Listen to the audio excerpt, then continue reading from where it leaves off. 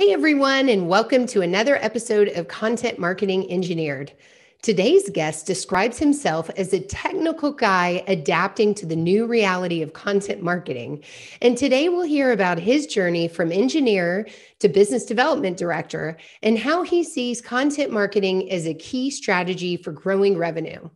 He'll also talk about how he has personally ramped up on his own marketing skills. He provides a lot of specific advice on videos and case studies for all of us technical marketers out there. And his story will be interesting for those of you who are making that swap from engineer to marketer. Let's do this.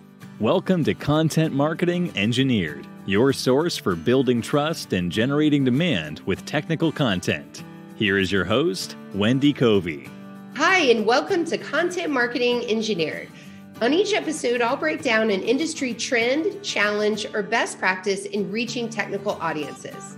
You'll meet colleagues, friends, and clients of mine who will stop by to share their stories. And I hope that you leave each episode feeling inspired and ready to take action. Before we jump in, I'd like to give a brief shout out to my agency, TREW Marketing. TREW is a full-service agency located in beautiful Austin, Texas, serving highly technical companies. For more information, visit TREWmarketing.com. And now on with our podcast. Hey everyone, welcome to another episode of Content Marketing Engineered. Today's guest is Chad Pasho, Director of Business Development for Mechanical Solutions. Welcome to the show, Chad. Thanks, Wendy. It's great to be here. I'm so excited to talk to you today. And I love this quote that you sent to me when we were preparing for the show, which said that you are a technical guy adapting to the new reality of content marketing. Very true. I think we need a little backstory on your career to understand just exactly where you've come from and how you arrived at my doorstep here talking about content marketing. Okay. It's been quite a journey. I did start off as an engineer, so that's what I was trained in, and began my career doing like formal engineering, and got hooked up with a small company early on in my career where I had to wear many hats, and one of those was a little bit of a marketing role. So got interested in that, some other businessy things, went back to school for another degree in business, and then just started to get into things that were technical, but still needed to do the storytelling for marketing and sales and other aspects of business development.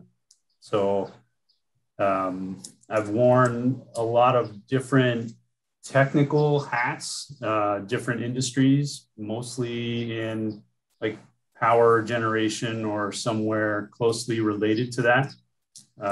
There have been some variations, so maybe in the after story we can talk about my dog yogurt marketing career.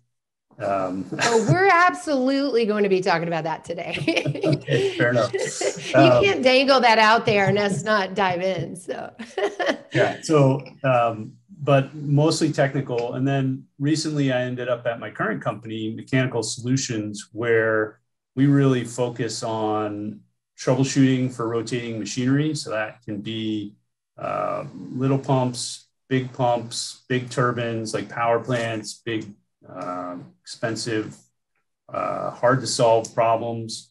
And we also started getting into a little more of the product side of that. So we actually developed some technology that required us to even rethink how we market ourselves, because now we're selling a product. So it's been a pretty fun journey, and we contacted TREW actually a couple of years ago to help us make some of those transitions and how we think about marketing and presenting ourselves, and really understanding our customers and how best to match them up with what we offer. You know, being that Mechanical Solutions works in rotating machinery, you have this very visual aspect of what you guys do and what you solve. What are some of the ways in which you've incorporated that into your content marketing strategy? Yeah, good question. So that's one of the benefits and the challenges. So we often present information in a very visual format. when we're doing troubleshooting or designing things. So we end up with a lot of great video content, lots of great images to tell our story. But frankly, sometimes they were getting stuck in our marketing process. So we have this video here, look at the video that tells you what the problem was. And we actually lacked some of the storytelling to go with that great content. Oh, okay. In order to really help folks understand, maybe they weren't on the same diagnostic understanding level that we typically come in at. So we weren't really helping people understand how we got there and filling out that great, compelling content with some of the more mundane, I guess, storytelling, which we're getting better at. Oh, I never think of storytelling as mundane. Come on. I know, exactly. That's the engineer in you coming out, I think, there. Yeah, no, I say that with quotes, because that's like organizationally, that's how we treated it. I see. Storytelling was less important, and we're beginning to understand you can't just give your ta-da, look at the problem I solved, and that there does need to be kind of weaving that whole story together to help people empathize, or help empathize with people that are in that circumstance now, and kind of walk them through how we help this other person get through that similar situation. Right. So the catalyst behind these videos, it sounds like, was on servicing a client. So you were already creating videos, but they were diagnostic, and engineer did them. And so then you co-opted that footage, I assume, and created a different type of video for marketing purposes. Is that what I'm hearing? Yeah. So that's probably something I should clarify. When I say video, typically we're working with animations of some analytical simulation, something like that. Mm-hmm.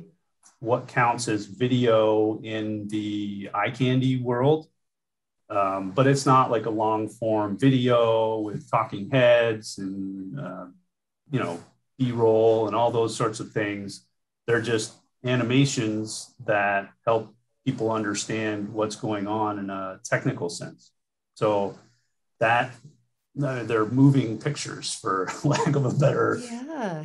Well, and to me, they're one of the stickiest parts of your website. When I think of your website, I think of those videos. So I think that you stumbled onto something. Well, not stumbled, you knew this, but it does such a great job of explaining what you do and what you offer. And that right prospect, I would think, looks at that video and connects with that and knows that they need your services, or at least they need to dig in. Yeah, so it's actually great on the website. And I will say that LinkedIn really likes videos. So they favor those and give you just better penetration throughout LinkedIn. You get better reporting back from LinkedIn when you post video content. So even though it might be a 2-second video, okay, because it's just an animation and it's just looping away, we're actually able to get all that additional benefit by using that instead of a static image. Interesting. Good tip there for LinkedIn. That's one of the reasons why we're creating video today as part of this podcast, so we can put this on LinkedIn. So right. Well, what other types of videos have you created? So recently we started experimenting with a longer form explainer video. So we realized some of the technical concepts that we were trying to get across for our new technology product that we were developing required more of just a long form way to explain that.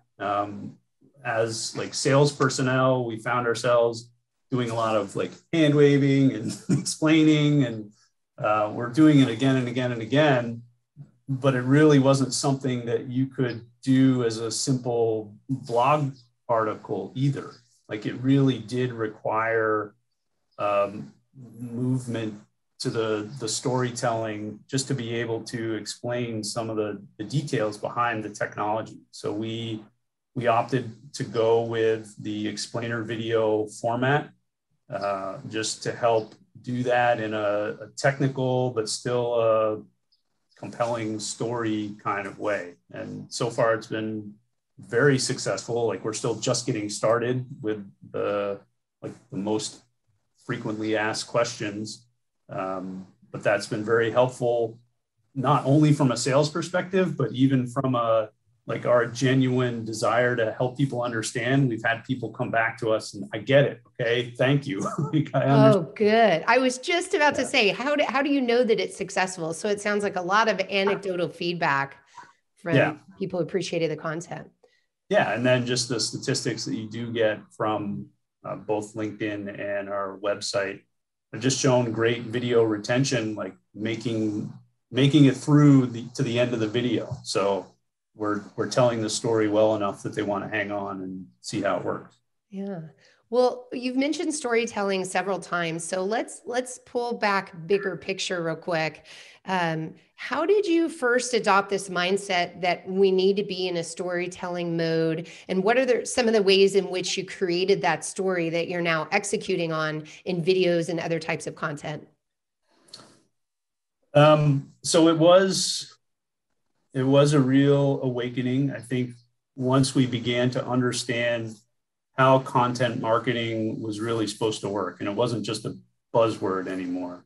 So once we understood it was part of that bigger story, you do need to figure out the story. Like, what are we doing? It isn't just a list of the features and attributes that we want to push out into people's brains. It's not? Are you sure? I'm getting surer. I hope all the engineers out there are listening to Chad right now. Yeah, it is. So once you begin to wrap your head around that, you start to understand the customer in a more personal way. I think going through persona exercises really does help with that. But I think initially for us, it was treated as a one-time exercise. So, okay, bam, now we have our persona. And it's actually more than that. Like, you're trying to get to know someone, like your persona that you're building. And it really takes a lot of thinking and input over time, and updating that to just be able to understand where they're coming from.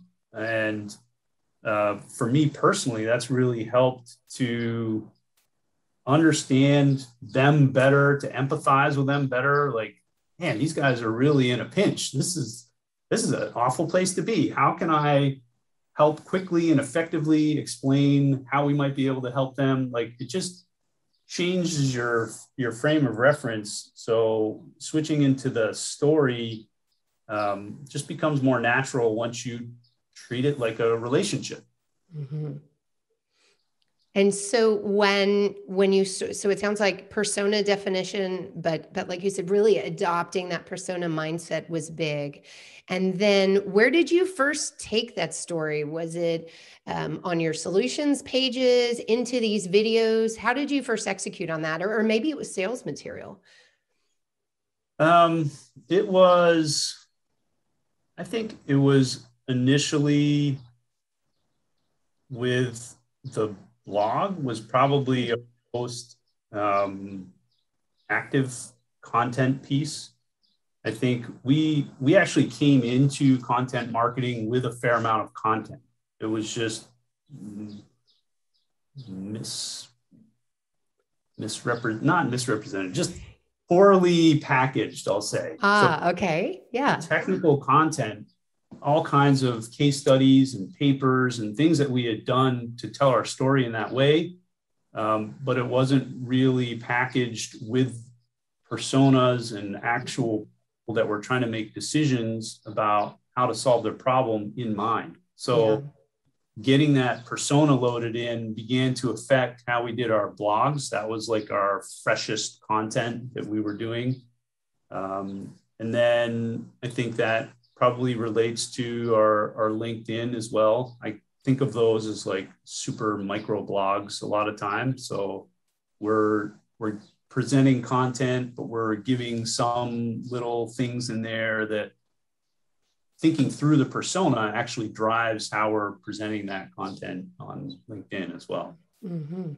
Like the blog and LinkedIn were probably our two most dynamic early places to start to apply that. Sometimes people ask me, well, do you ever run out of ideas for new content? I said, no, like it's run endless. Out of time. Right. It's absolutely time, because if you think about coverage across the buyer's journey for each of those personas, and then you think about innovation and new solutions on top of that, there's always something new to talk about. Well, and as you're continuing to update it, like as you learn more about them, you're always thinking of, oh, this piece of content would be perfect for that specific aspect of who this persona is that you're getting to know. Right. And sales involvement is so big. So I love that you have a leg on each side, marketing and sales, because that's a huge source of, oh, I've just had 3 prospects ask me the same question. We need a blog about that. Right. Yeah, that's exactly it. And I work with our sales team and get their feedback, and it's a never ending need for content. Yeah. Well, let's switch gears and talk about case studies. I know that this has been a big focus of yours lately. Why case studies, and what's your approach to make sure that these have an impact? So case studies are really important for us as a company because we sell service, and it's really hard. You can't like throw up your features and benefits for your service like you would with a product. And our service is kind of unique in that it's troubleshooting. So it's not like we're going to come and wash your windows and you know that your window is going to be cleaner than before we got there. Like, it's a new thing every time. It's a problem, and you don't always know what the problem is. That's why you're there. Like, if everyone knew what it was, then they'd fix it and they wouldn't need it. They wouldn't need you. Yeah, there's this element of unknown that we use our previous record of, hey, here's like 100 other problems that we've solved, and chances are some of those are pretty close to what you're feeling right now. And we think that we can solve your problem too, because that's what we do. So we use the case study to tell that part of the story, where we look at our history of solving similar problems. Hopefully that helps you feel better about hiring us to solve yours. But like I mentioned, historically, that was almost purely a technical thing. So here was the problem, here's what we did to figure it out, and then here's what we recommended that you do to fix it, period.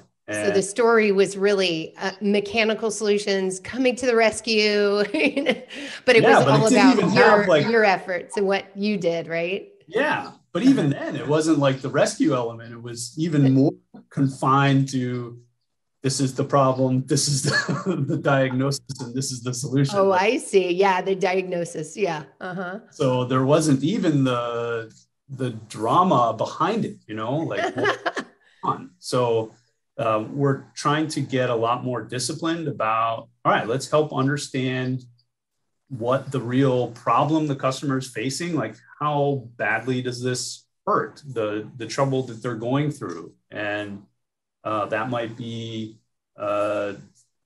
lost revenue per day of downtime, or just having to do a lot of recurring maintenance, or somebody's career is on the line because this problem just isn't getting resolved.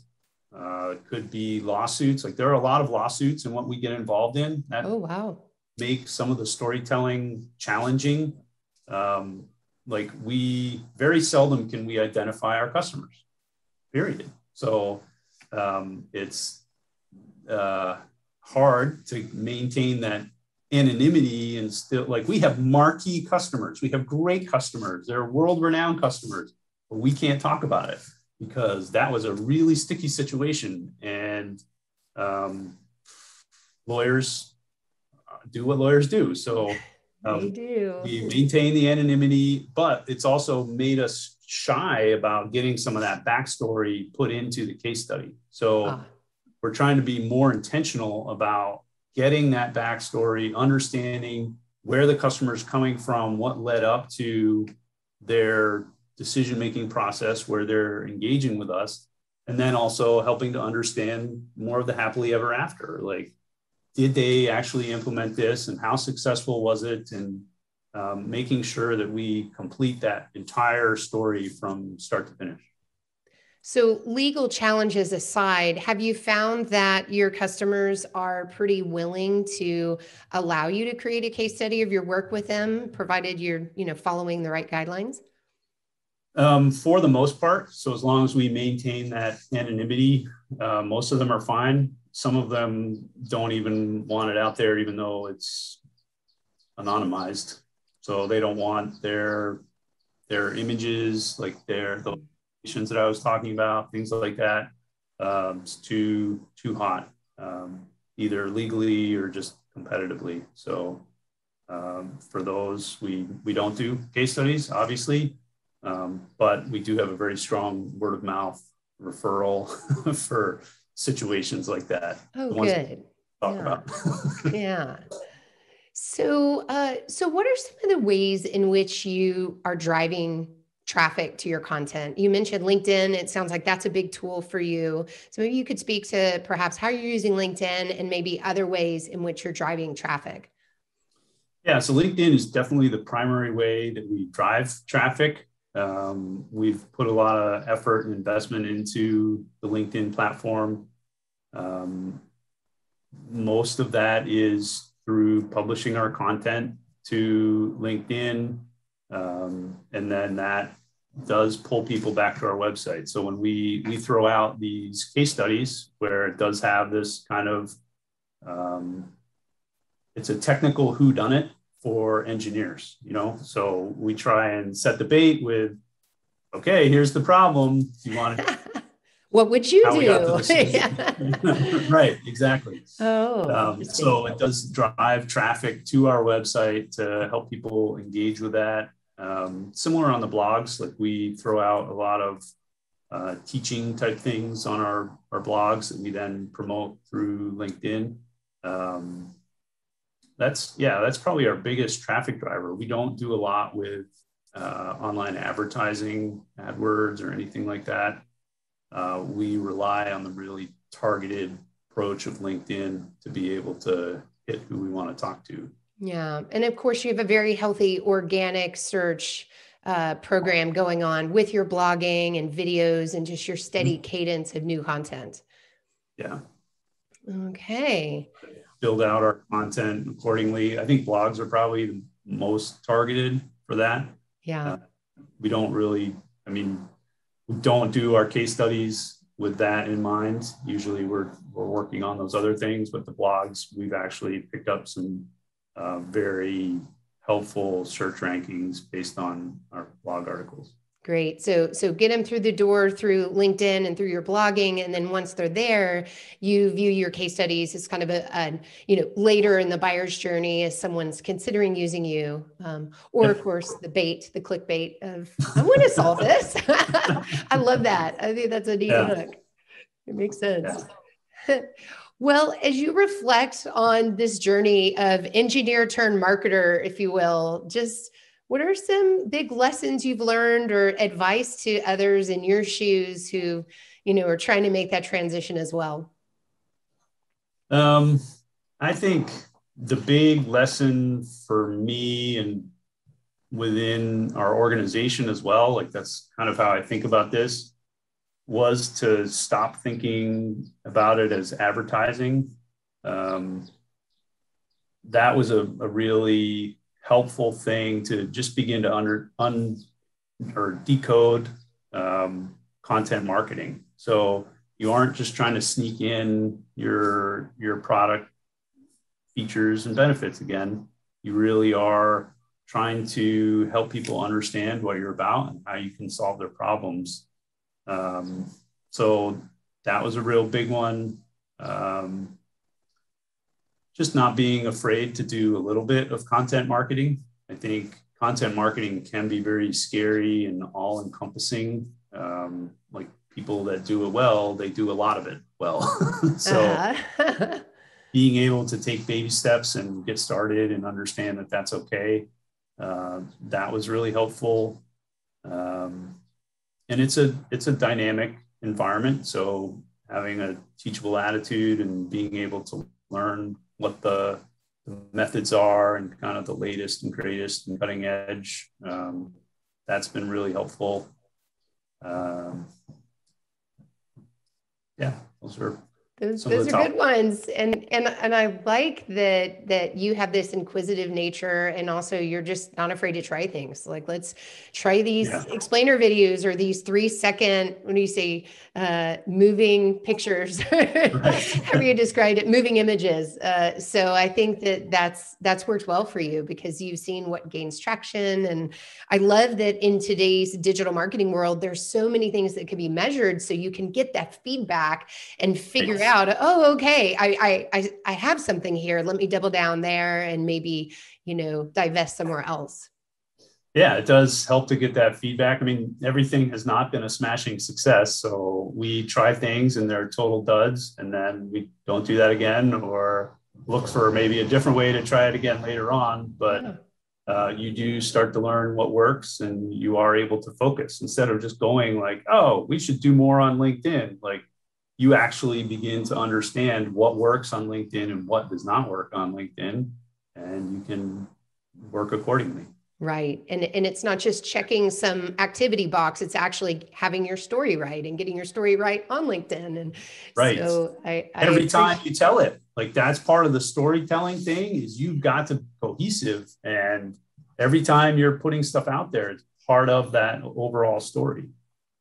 Yeah, I appreciate that you've brought up both in this episode and talked about their relationship, because that's really important. It's the glue, right? Right. Yeah. Well, where can people go to connect with you and learn more about Mechanical Solutions? So we've talked about our website. We have a great website where you can learn more about us at mechsol, mechsol.com, as in Mechanical Solutions. And that is where we tell the majority of our story and what makes us different, how we really are loving the solutions part of it, not just the problem part. And then LinkedIn is where we push out all of our content as it's available.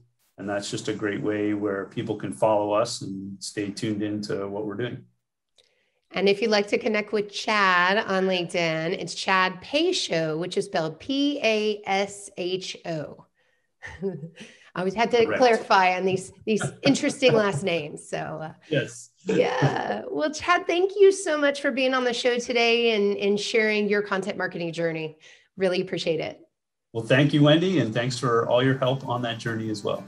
Thanks for joining me today on Content Marketing Engineered. For show notes, including links to resources, visit TREWmarketing.com/podcast. While there, you can subscribe to our blog and our newsletter and order a copy of my book, Content Marketing Engineered.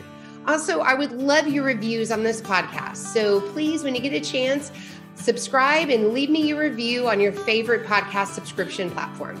Thanks and have a great day.